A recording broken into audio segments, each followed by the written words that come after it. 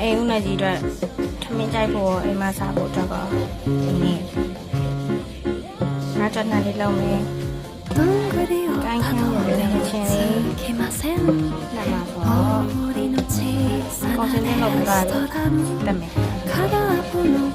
တပုတ်တကချက်တော့ချက်တယ်ခေါင်းလာရည်ကိုင်းခန်း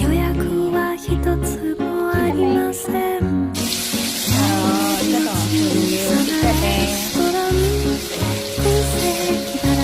ဒါလေးမျိုးဆက်ကြောက်သွားပြီတော့ကျန်းကျန်းလေးထည့်ပြီးတော့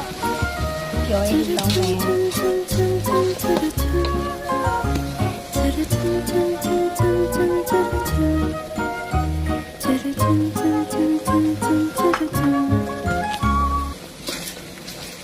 ကြားတယ်ခင်းချက်တဲ့ဘရောလေးထည့်ပါမလို့တိခံပြီးတော့ကြည့်ကြပါ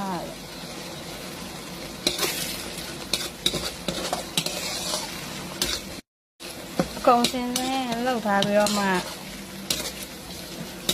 တင်ရတယ်ငါးကြော်ပြီးတော့ဘောလုံးစားဆုံးတင်မယ်ကိုမိနစ်ပြည့်သွားလို့ခုလိုလေးထင်ရင်ရှင်းနေမွေးအောင်ငါးငမြလေးထင်မယ်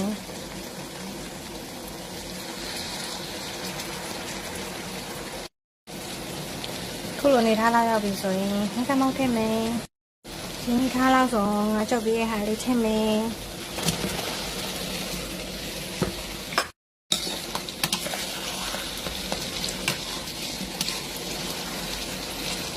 ဒီလိုနေထားရတာလေစီမများလေးထည့်ပြီးတော့နှံမှာနောက်နေ့မကြိုက်ထည့်ပြီးစားဖို့ကြံတဲ့ခါကျရင်ဒီလိုအဆင်ပြေမှာချစ်ချင်းမြတ်တာတက်တည်ပြရဲ့ခါကျရင်လောက်ရနဲ့တက်တည်ပြတာအကောင်းဆုံးမလို့ဖေးရမဆိုရင်ဒီကြိုက်တဲ့ရာလေး